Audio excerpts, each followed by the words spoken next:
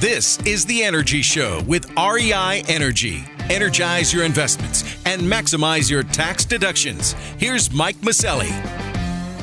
Well, my name is Mike Mauceli, and this is The Energy Show with REI Energy, where we're energizing your investments and maximizing your tax deductions. Today, we're going to be discussing blockchains, bricks, and oil. You're going to discover how blockchain technology used to buy and sell oil and gas will impact the U.S. economy. My guest today is Lee Bratcher. Lee is the president and founder of the Texas Blockchain Council. Great to have you on the show today, Lee. I'd like to, start out talking to our listeners about, just what blockchain is and how does it work in the global energy market. Well, Mike, thanks for having me on the show, and happy to share with your listeners a little bit about that. Blockchain and energy come together in what's called the proof of work consensus mechanism. And so not all blockchains use energy in their consensus mechanisms. Primarily, Bitcoin is the primary user of energy when it comes to this, because most other cryptocurrencies use different kinds of consensus mechanisms. So private permissioned enterprise blockchains, think IBM, they just use traditional consensus mechanisms that they don't require an inordinate amount of energy. But a proof of work consensus mechanism is really the one that we're talking about here at the intersection of blockchain and energy, and that's primarily Bitcoin. And so at its core, what these are distributed digital ledgers. They are the next iteration of double entry accounting and a way to account for assets on a digitally native or internet native platform. And so, think about Napster and how Napster broke the record label's business model by allowing digital streaming of music to sort of go around the traditional way of selling music to listeners.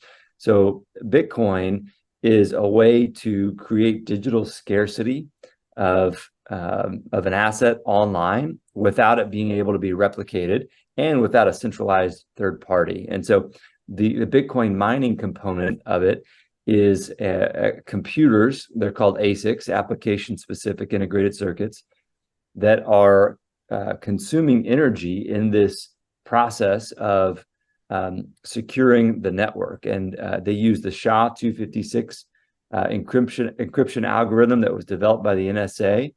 And they're trying to guess a target number. These machines are throwing target numbers at this algorithm in an attempt to have the right to store the next block and add the next block to the blockchain. It would almost be like if you had a 1,000-sided die, a die that had numbers on it from 1 to 1,000, and you were trying to roll a 1 or a 2, or any number under 3, right? So you're trying to roll a 1 or a 2 on that die, and there's 1,000 sides.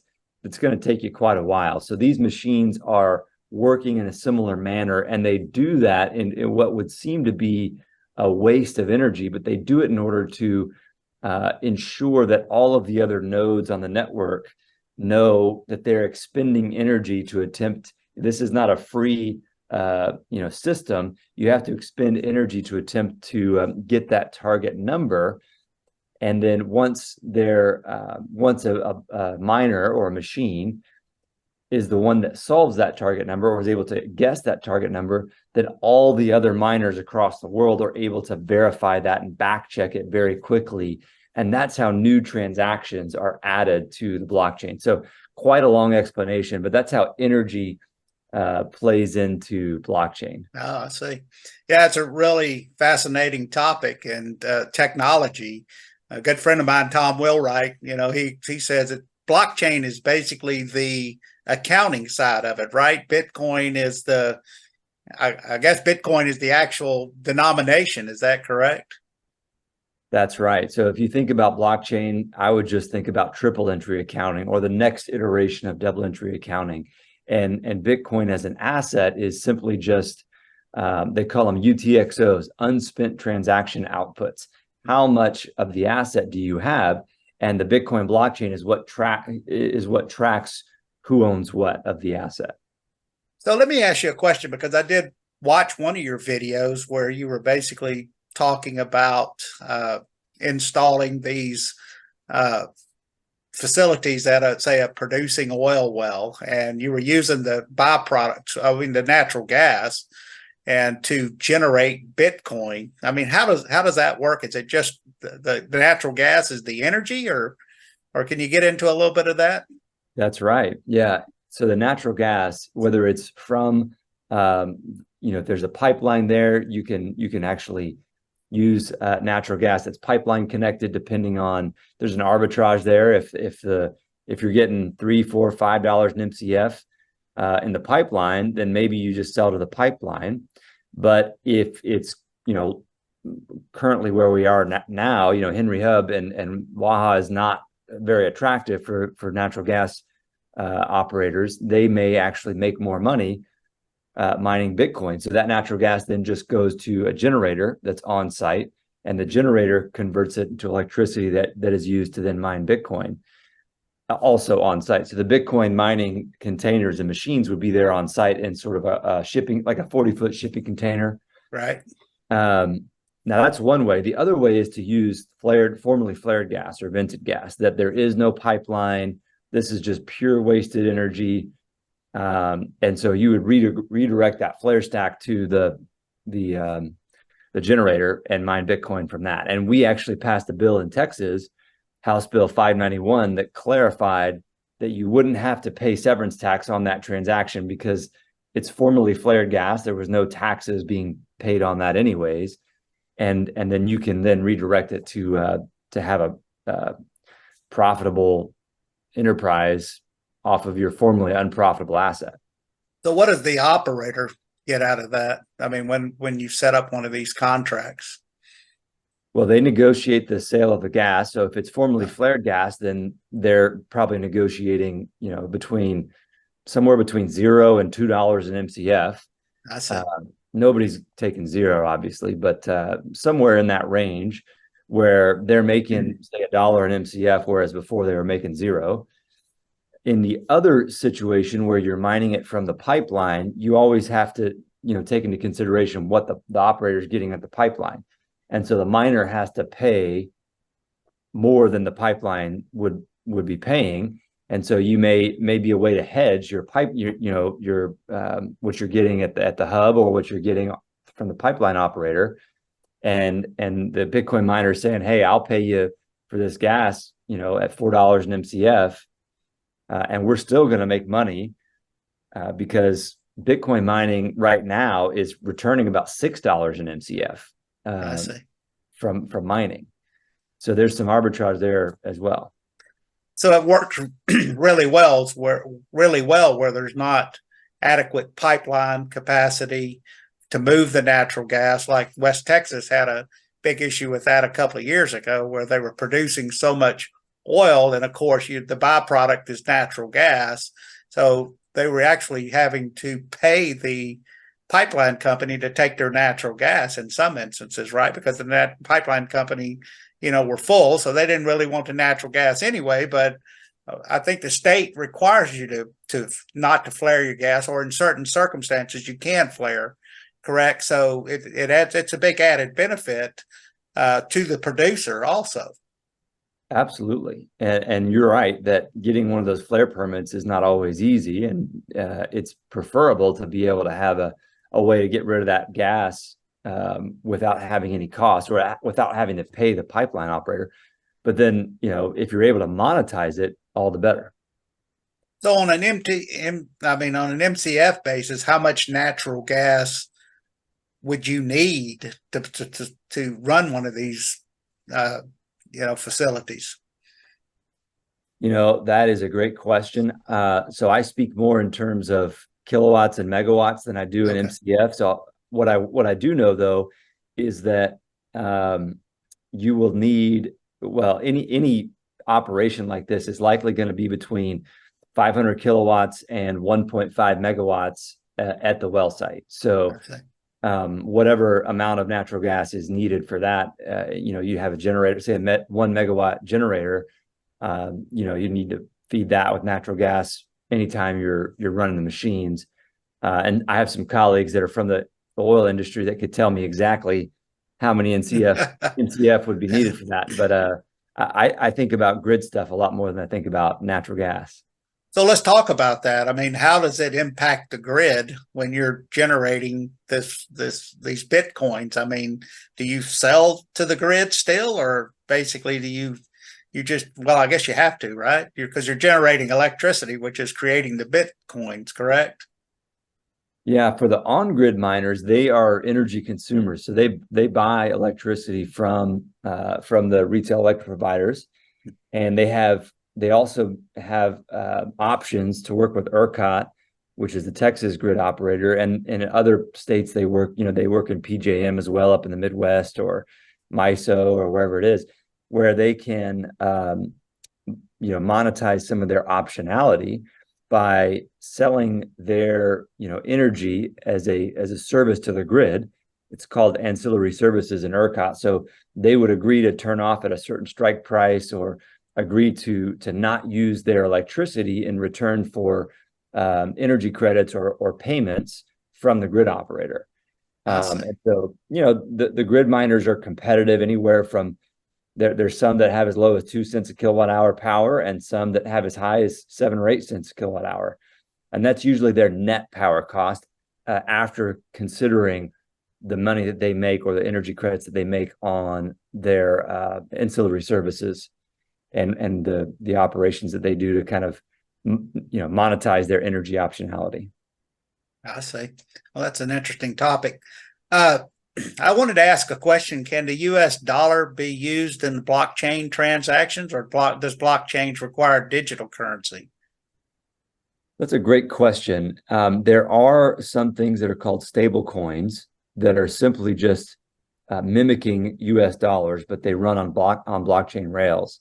So in a stablecoin situation like USDC, if I want $100 of USDC, I'll take $100 and I'll ACH it to Circle, and they will put it in the Bank of New York Mellon, and that $100 will sit there, and I'll get $100 of USDC, and I'll do what I need to do with it, transactions, commerce, etc. And if ever I wanted to trade that back, it's 100% backed by US dollars, so I could then convert it back at some point if I needed to. So in that way, the US dollar does play a big role in these kinds of transactions. So it's a little bit different than Bitcoin, which is, you can see the price of Bitcoin denominated in dollars, but doesn't necessarily have anything to do with dollars.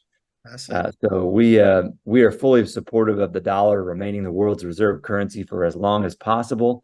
I'm a little bit concerned about the profligate spending in DC that is making that unlikely. And we do some transactions in energy markets where the dollar is no longer the medium of clearing those transactions.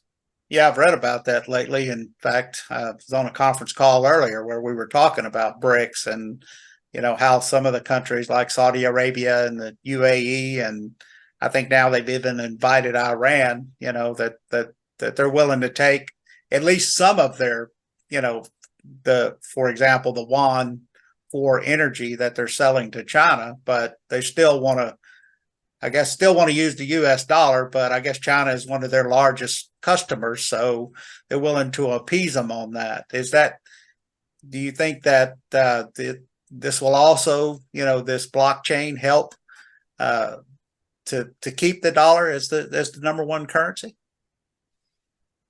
Well, there's a couple ways that it could. One way is these stable coins. There's about $120 billion of stable coins in circulation, and 99% of them use the dollar, which is a much higher rate than international transactions writ large. So what the stablecoin issuers will do is they'll take all the dollars, put it in BNY Mellon or whatever bank, or they'll put it in a money market, they'll put it in treasuries. So they are a forced buyer of US debt. And we need more forced buyers of US debt right now because there's a lot of sellers.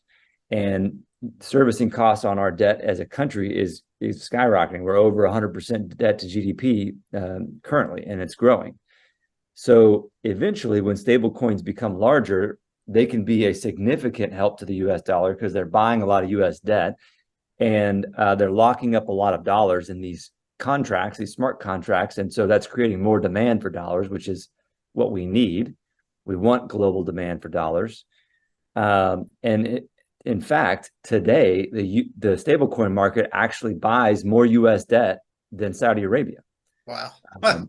So, we're the 15th largest buyer, as far as not me personally, but the stablecoin industry in general is the 15th largest buyer of US debt on a per country basis. So there's only 15 countries that buy more US debt than stablecoins.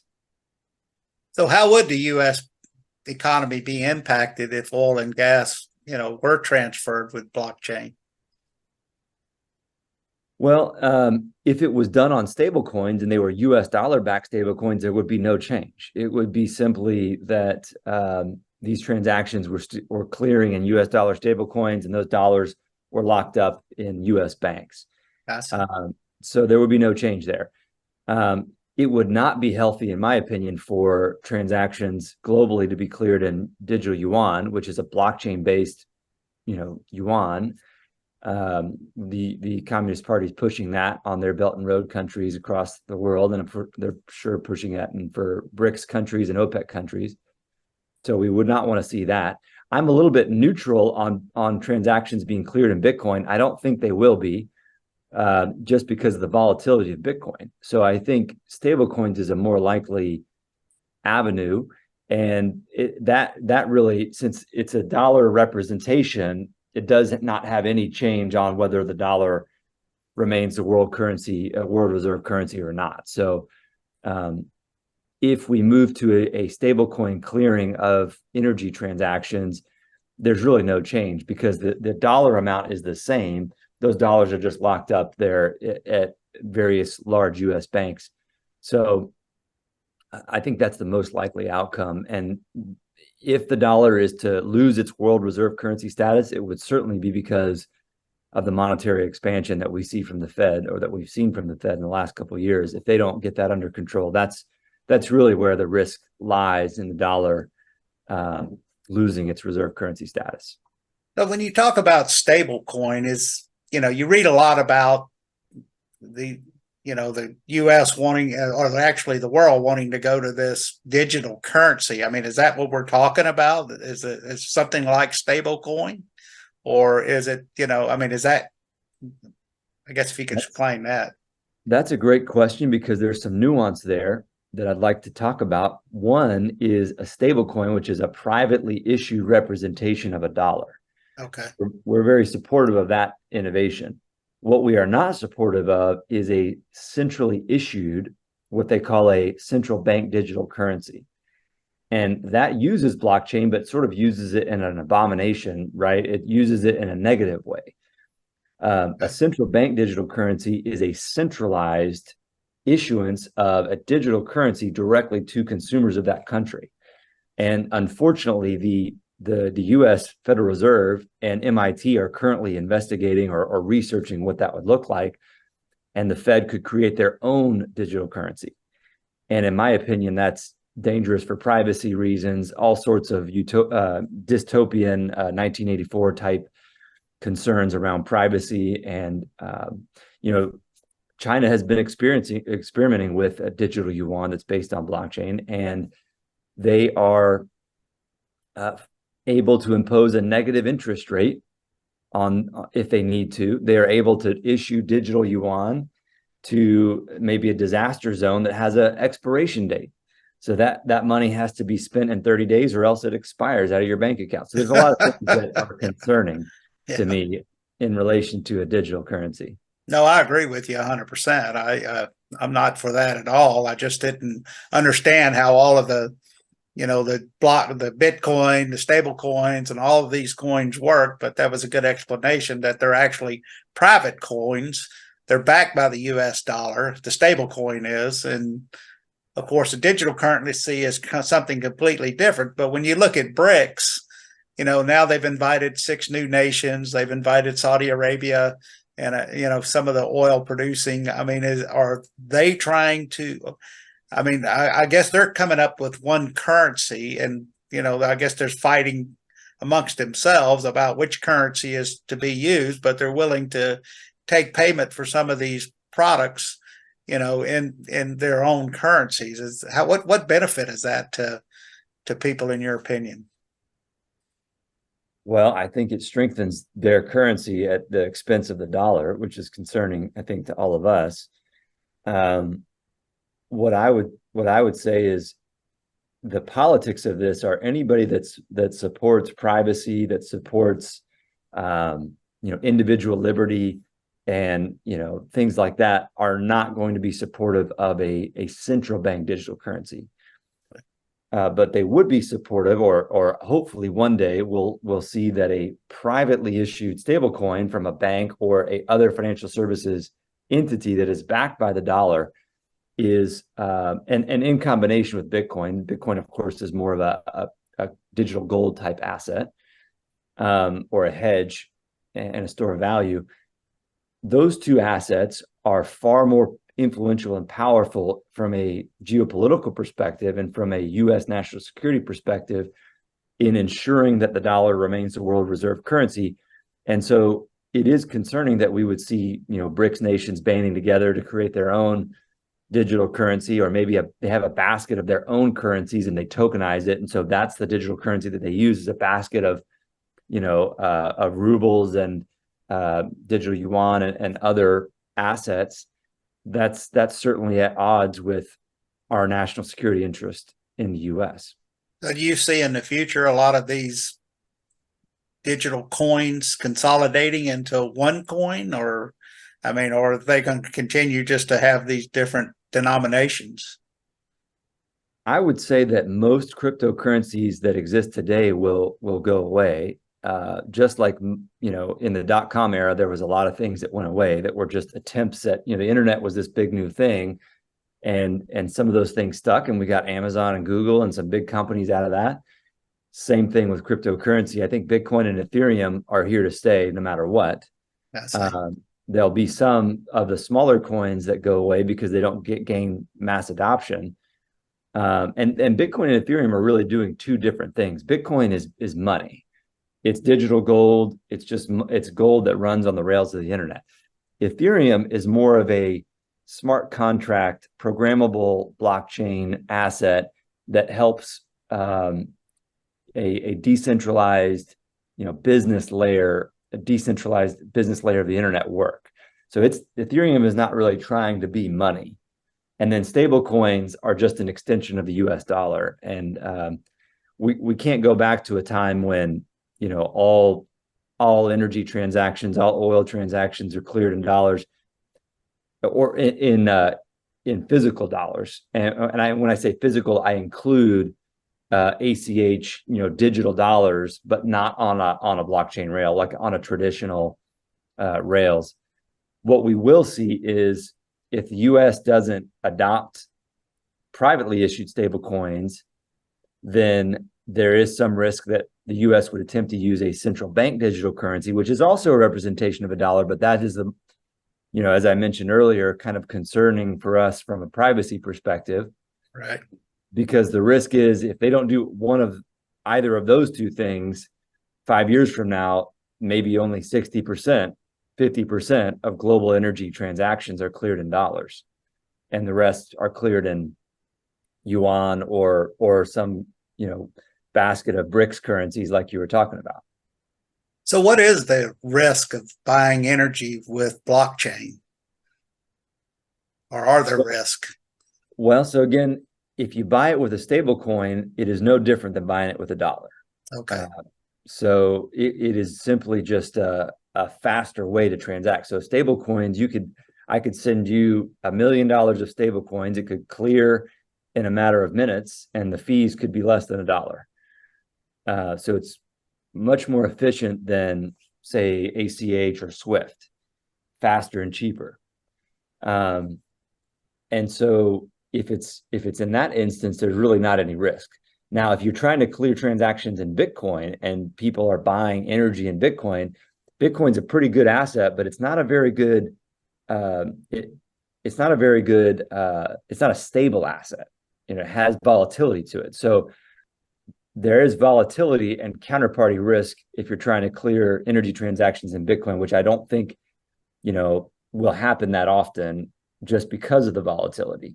If I'm paying you in Bitcoin, and before you're able to, you're selling me $1 million worth of oil, I send you $1 million worth of Bitcoin, but Bitcoin goes down by 5%, while that transaction is happening, and before you can convert it into dollars or into your currency, then you've lost 5% of your proceeds on the deal. So there are risks for Bitcoin, which is why I think stable coins is probably a more likely. The dollar is always becoming less valuable because of inflation, but the speed of that purchasing power erosion is very slow. So if that happens over years, not minutes, whereas Bitcoin can lose 5% or gain 5% in a matter of minutes. So how do these downgrades in the U.S. Credit rating? I mean, does that affect stablecoin or not? Not necessarily. It's certainly not good for us as a country. I think the Moody's, was it Moody's or S&P? I think whichever one downgraded us cited political instability and the inability of both parties to work together on achieving monetary stability in their report when they downgraded us. So there are certainly some concerns there, but it wouldn't really affect the blockchain industry or stablecoins or Bitcoin in any meaningful way. So the only thing that could really affect it, I guess, or affect what we call the petrodollar, is if they do start accepting other currencies, and they do get, and when I say they, talking about BRICS, if more and more nations decide to join that, then that's going to drive down the value of the dollar, which would also impact, I guess, stablecoin, right? Right.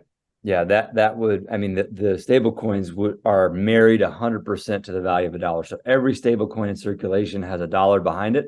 And if the dollar loses 10% of its purchasing power, then the stable coin loses correspondingly 10% of its purchasing power. So why do you think the U.S. has kind of fought against embracing these stable coins? I mean, you don't hear a lot about it in the news, but obviously there hasn't been a lot of support for them either, correct? Yeah, I think that is true. The United States government is currently considering whether or not they should implement a central bank digital currency, which we talked about earlier. Now, if they were to do that, the U.S. central bank digital currency would be a competitor to stablecoins, even though the U.S. national security interest is served by stablecoins, because, like we talked about, they buy a lot of U.S. debt. Right. It would still be somewhat of a competitor. So in my opinion, they're weighing their options here. And if they do decide to put forward a central bank digital currency, which I think they will attempt to do, they're benefiting from stablecoins being weaker. And so in my opinion, we need to grow the usage of stablecoins before a central bank digital currency is pushed on us. So that the federal government will allow them to exist side by side, and we can choose as consumers, how are we going to spend our dollars? Are we going to spend them in stable coins, or are we going to spend them in CBDCs, central bank digital currency? Well, it's certainly an interesting topic, Lee. Can you tell our listeners how to follow you?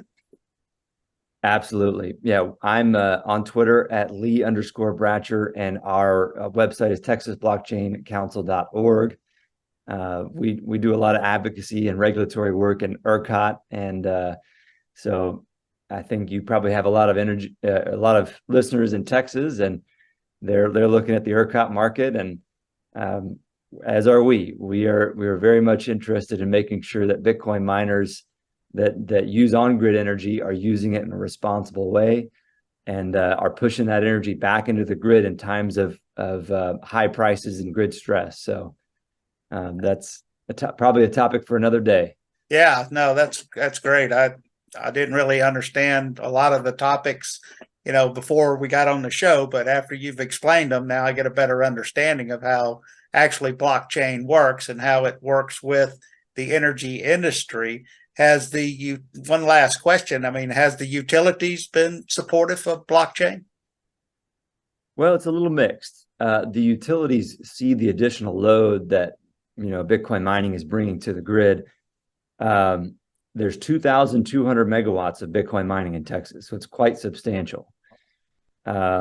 So when the Bitcoin miner is responsible and able to post significant collateral, it's a really good thing for the utility because they're actually raking in significantly more revenue from that, from their tariffs there. But if the Bitcoin miner is not posting significant collateral or is not building out their site to what the utility thought they would, there could be a mismatch there where the utility invested quite a bit in transmission infrastructure, but they're not making as much money. So I would say on the whole, they're pleased with it, but there are a few isolated incidents where there's been some frustration. So how does it work with these wind and solar? I mean, obviously, is there a competition between the generating the Bitcoins or getting onto the grid between the green energy? Is there competition out there between those groups? Not really, because what the Bitcoin miners will do is they'll go locate next to a big renewable generation site, whether that's wind or solar, and they'll be a primary buyer of that electricity. For example, wind really struggles with transmission capacity, right? In West Texas, we have about 15 gigawatts worth of wind energy if the wind's blowing, and only about 8 gigawatts of transmission capacity. So they'll take the grid will take all they can get, but there is some curtailment that happens of wind energy. So the Bitcoin miner will go out there and say, hey, we'll buy your wind energy for a couple cents a kilowatt hour. And if you're going to make more selling it to the grid, then we'll shut off and you can sell it to the grid.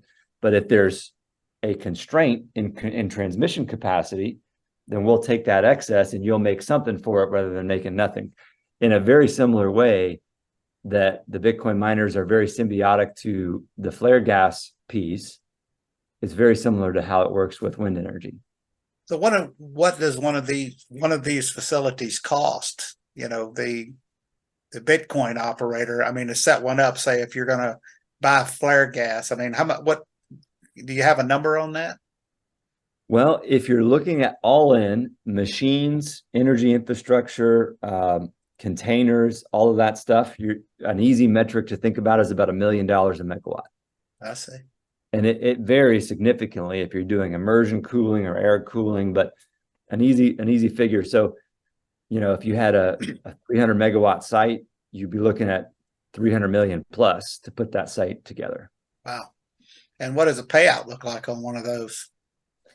Well, that very much depends on the price of Bitcoin.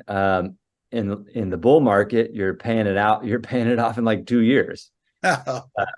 In the bear market, you could take, it could take 20 or 30 years. So what we need, the bull markets and the bear markets sort of even themselves out. And, I think most operators are expecting about a 7 or 8 year,